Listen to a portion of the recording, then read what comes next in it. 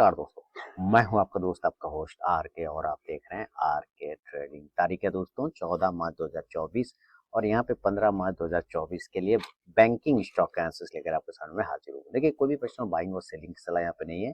अगर आप ट्रेड करते हैं इन लेवल्स पे तो कृपया अपने फाइनेंशियल एडवाइजर से सलाह मशवरा जरूर करके ही ट्रेड करें, क्योंकि आपके लाभ और नुकसान की जिम्मेदारी चैनल की बिल्कुल भी नहीं होगी। तो चलिए देखते हैं। सबसे पहला बैंक है एयू स्मॉल फाइनेंस बैंक और देखिए ये एक मौका बना रहा है एयू स्मॉल फाइनेंस बैंक। जैसा कि आप देख रहे हैं किस तरह से एक छोटे से दायरे में फंसा हुआ है, एक बॉक्स में फंसा हुआ है। तो अगर ये ऊपर वाले बॉक्स 597 से 600 रुपए को ब्रेक करता है, एक बाइंग अपॉर्चुनिटी देखने को मिल सकता है। और स्टॉप लॉस तो बॉक्स के आसपास के नीचे का लोअर एरिया ही बनता है। ये डेली के टाइम फ्रेम पर शो हो रहा है। इसके अलावा हम एक्सिस बैंक की तरफ बढ़ते हैं तो एक्सिस बैंक में देखिए एक सपोर्ट एरिया पर आ गया। हालांकि मार्केट में आज पॉजिटिव मूवमेंट था, लेकिन बैंक निफ्टी में फिर नेगेटिव हो गया। तो उस अवस्था में ये जो एक्सिस बैंक है ना, ये बहुत अच्छा काम कर रहा है। ये बिल्कुल सपोर्ट एरिया पर आ गया। अब इसका चार्ट देखिए क्या बेहतरीन चार्ट बना है। एकदम सपोर्ट, यहाँ से रेजिस्टेंस फिर सपोर्ट, फिर वापस से क्लेम करता हुआ इसी जगह पे आया। इसको ब्रेक करके आगे इस रेजिस्टेंस सपोर्ट एरिया को 1040 के नीचे आ जाता है, तो ये फिर 1020 से 1010 की तरफ आने की कोशिश करेगा, यानी कि अपने इस एरिया को वो क्लेम करने की कोशिश कर सकता है। अदरवाइज बाउंस होने के लिए बिल्कुल सही जगह है, जहां से ये ऊपर की तरफ में बाउंस हो सकता है, इसका ध्यान रखना है। तो एक्सिस बैंक एक अच्छा बेट हो सकता है। बंधन बैंक पे आपको नजर रखना चाहिए इसके बाद, क्योंकि बंधन बैंक भी कंटिन्यू फॉल में है। आपके सामने में चार्ट आ गया बंधन बैंक। देखिए यार, थोड़ा नीचे के लेवल से रिकवरी देखने तो मिला है, लेकिन पॉजिटिव ये तब तक नहीं होगा जब तक कि ये 200 के ऊपर क्लोजिंग ना करे, तब तक ये पॉजिटिव नहीं होगा। बैंक ऑफ बड़ौदा और सपोर्ट एरिया को ब्रेक कर गया। अभी थोड़ा हो सकता है एक आध दो दिन और आपको इसी तरह से कंसोलिडेट करे, थोड़ा डाउन फॉल में ही रहे। 250 के आसपास तक 45 से 50 है ये एरिया। इस एरिया के आसपास अगर ये आ जाता है तो एक अच्छी खरीदारी फिर आ सकता है, लौट सकता है। बैंक ऑफ इंडिया की तरफ बात करें तो बैंक ऑफ इंडिया में भी सेम कंडीशन आप देखेंगे कि किस तरह से ये सपोर्ट और उसी सपोर्ट को रिक्लेम कर लिया है। अगर ये नीचे 123 को ब्रेक करता है तो कमजोर हो जाएगा। ऊपर जाने के लिए 140 के ऊपर इसको निकालना पड़ेगा तभी। केनरा बैंक होल्ड कर रहा है और अगर पॉजिटिव इसको होना है तो 570 से 75 के ऊपर निकलने के बाद ही पॉजिटिव हो सकता है, अदरवाइज अवॉइड करके चल सकते हैं। सिटी यूनियन बैंक सीयूबी की बात करें तो ये जो ट्रेंड लाइन है, अब आपका इस तरह से ट्रेंड लाइन नहीं चल गया, अब इस तरह से चलेगा यहाँ पर। और ये अगर ट्रेंड लाइन टूट जाता है 124 के नीचे आ जाता है तो कमजोर हो जाएगा, फिर 120 तक के लेवल दिखाएगा। अगर उसको ऊपर जाना है तो 135 के एरिया को ब्रेक करना होगा सिटी यूनियन बैंक को।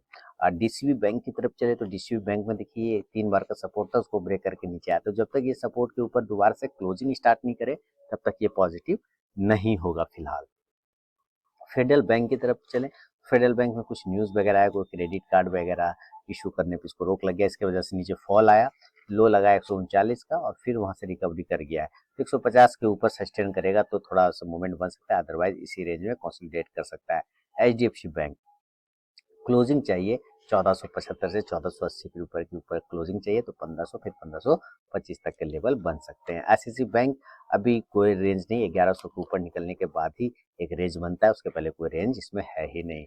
आईडीएफसी फर्स्ट बैंक ये सपोर्ट को ब्रेक कर गया, लेकिन आज जो है उसके ऊपर की क्लोजिंग कर रहा है। तो एक दिन की क्लोजिंग से कुछ होता नहीं है, हमें चाहिए कम से कम 2 से 3 दिन की सस्टेनेबल क्लोजिंग।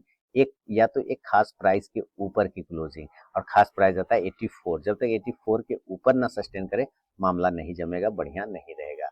इंडियन बैंक की तरफ करते हैं। इंडियन बैंक के पास एक सपोर्ट है 480 का, अगर वो तोड़ देता है तो खराब हो जाएगा, थोड़ा प्रॉफिट बुकिंग और आ सकता है। इंडसइंड बैंक की बात करें तो इंडसइंड बैंक में 1580 का वो लेवल है, उसके ऊपर निकलेगा तो ही मूवमेंट आएगा, अदरवाइज नीचे अपना पुराना सपोर्ट के पास आ रहा है, जो कि 1 बार 2 बार और ये 3 बार, और इसके पहले अगर यहाँ बढ़ा ले तो 4 बार। 4 बार से सपोर्ट एरिया को होल्ड किया, जिसका भाव है 1430 का, तो एक बार हो सकता है उसको क्लेम कर ले।